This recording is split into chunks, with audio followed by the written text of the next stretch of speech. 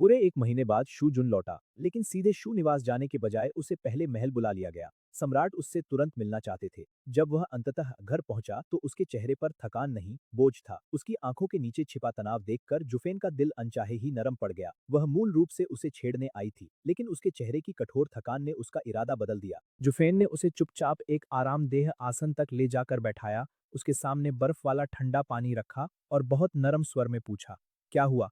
शूजुन ने इस बार कुछ नहीं छिपाया। उसने थके हुए स्वर में कहा, कुजू राष्ट्र के साथ युद्ध निश्चित हो गया है। एक हफ्ते के भीतर मुझे फिर निकलना होगा। जुफेन एक पल को शांत रही। यह समाचार उसके लिए नया नहीं था।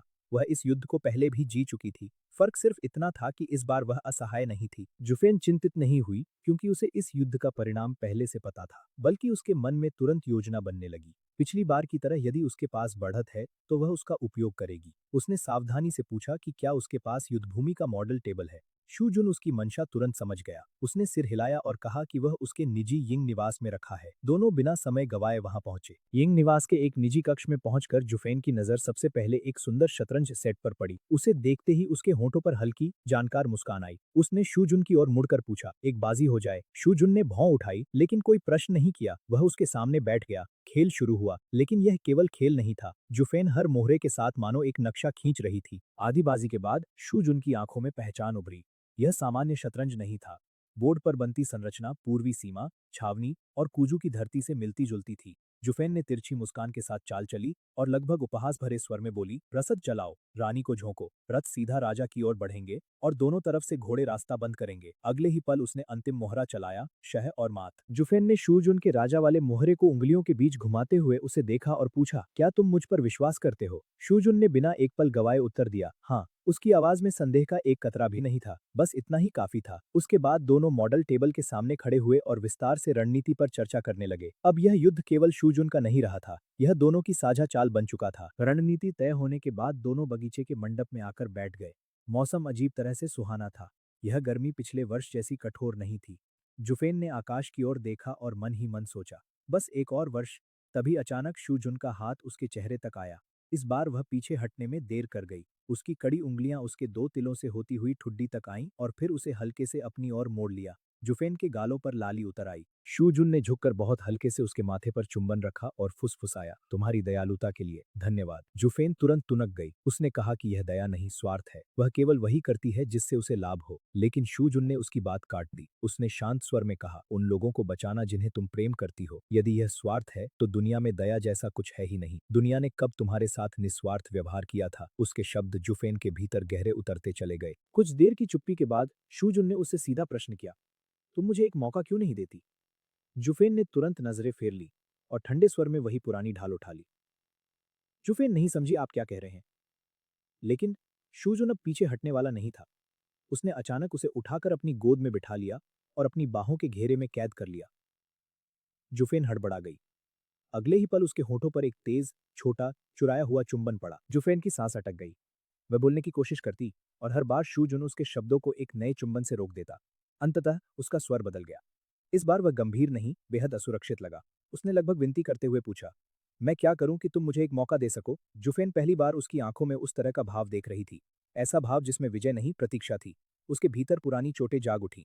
उसे याद आया, भरोसा करना कितना महंगा पड़ सकता है। जुफेन का चेहरा कस गया। उसने धीरे से कहा कि वह नहीं कर सकती, न गिर सकती है, न भरोसा कर सकती है। शूजुन ने उसके माथे से माथा टिकाकर बहुत धीमे स्वर में कहा, मुझे नहीं पता तुम्हें किसने चोट पहुंचाई, लेकिन मुझ पर भरोसा करो, मैं वह नहीं हूँ। जुफेन की आंखें भर आईं। वह जानती थी वह सच कह रहा है, फिर भी डर तर्क से अधिक शक्तिशाली होता है। उसने बस टूटी हुई आवाज में कहा, तुम भविष्य नहीं जानते, कैसे वादा कर सकते हो? शूजुन ने उत्तर दिया, शाओ हुआ, तुम ही मेरा भविष्य हो। जब मीठे शब्दों से भी बात नहीं बनी तो शूजुन ने आधा मजाक आधा वादा करते हुए कहना शुरू किया, हर वर्ष लीची लाऊंगा, सर्दियों में गर्म झरनों पर ले जाऊंगा, गर्मियों में बर्फ के बक्से खरीदूंगा, वसंत में फूलों के नीचे बैठेंगे, शरद में हर उत्सव दिखाऊंगा। यहाँ तक कि उसने यह तक कह डाला कि वह उसकी मूर्ति बनवाकर रोज उसकी पूजा करेगा। जुफेन चाहकर भी अपनी हंसी रोक न सकी, लेकिन उसके भीतर की दीवारें सचमुच हिल चुकी थीं। अंततः शूजुन ने आखिरी बार कहा, मुझे बस एक मौका दे दो। जुफेन ने बहुत धीमी, कमजोर आवाज में उत्तर दिया, मैं नहीं कर सकती। लेकिन उसके शब्द अब पहले जैसे कठोर नहीं रहे थे। उसके बाद एक सप्ताह में शूजुन युद्ध पर निकल गया। जाने से पहले उसने उसे एक लंबा गहरा चुंबन दिया और फिर शरारती मुस्कान के साथ भाग निकला। जुफेन बस अपने लाल सूजे होठों के साथ उसे घूरती रह गई। उधर गुमेयुए ने आखिरकार ये फेंग का ध्यान खींच लिया था। यह संयोग नहीं था, जुफेन की एक पुरानी सोची समझी चाल थी। जैसे उसने अनुमान लगाया था, दोनों विषैले लोग एक दूसरे की ओर खिंच गए। पांचवें राजकुमार की छवि कोमल और निर्दोष थी, इसलिए वह अपने संबंध को छिपाकर चला रहा था। मेयुए के पास विदेशी संपर्क, धन और उपयोगी रिश्ते थे। और सबसे बड़ी बात, वह दरबार और सेना में सीधे शक्ति नहीं रखती थी, इसलिए उससे विवाह करना सुरक्षित था।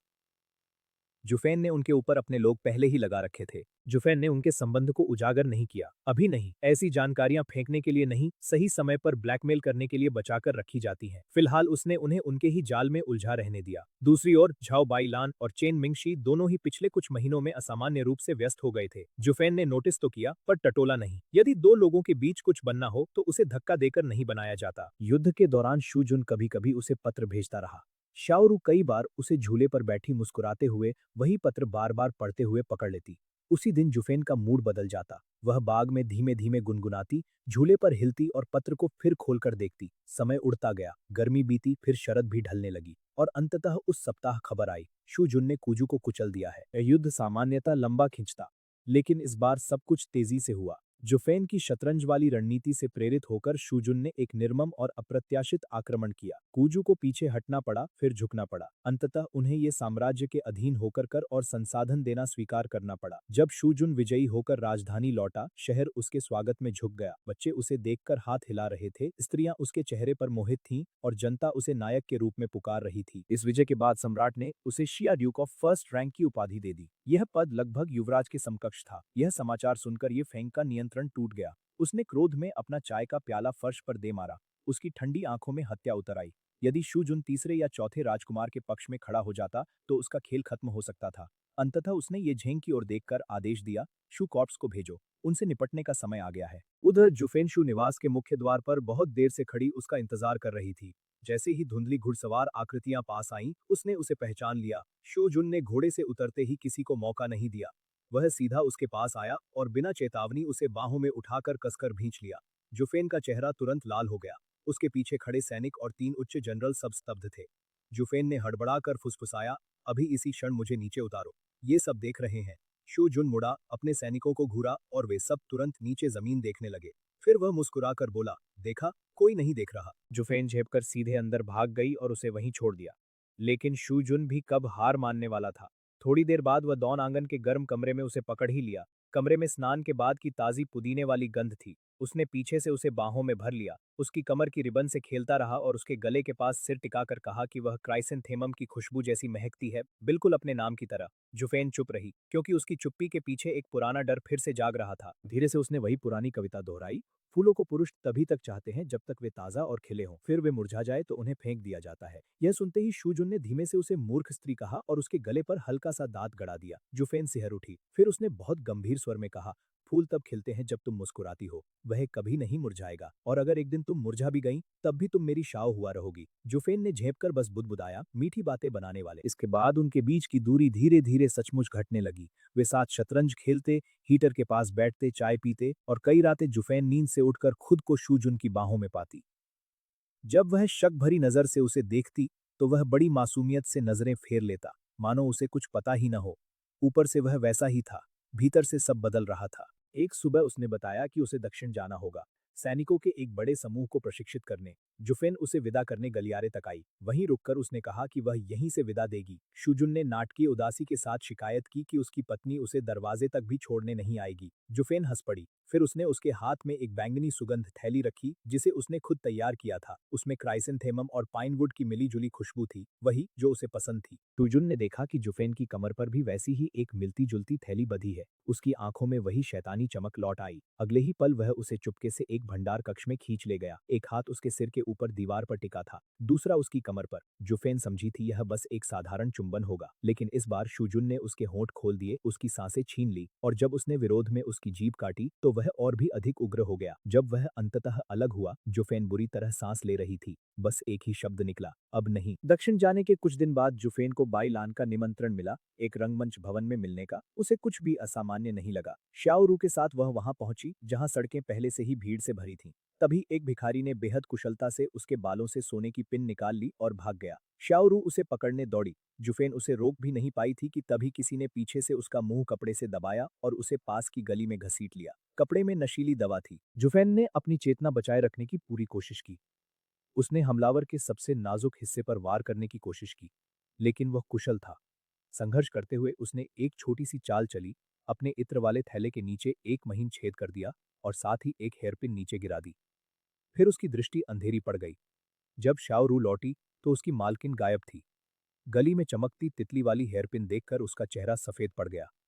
उसने तुरंत कागज, कलम और घोड़ा जुटाया और सीधे शू निवास की ओर दौड़ी।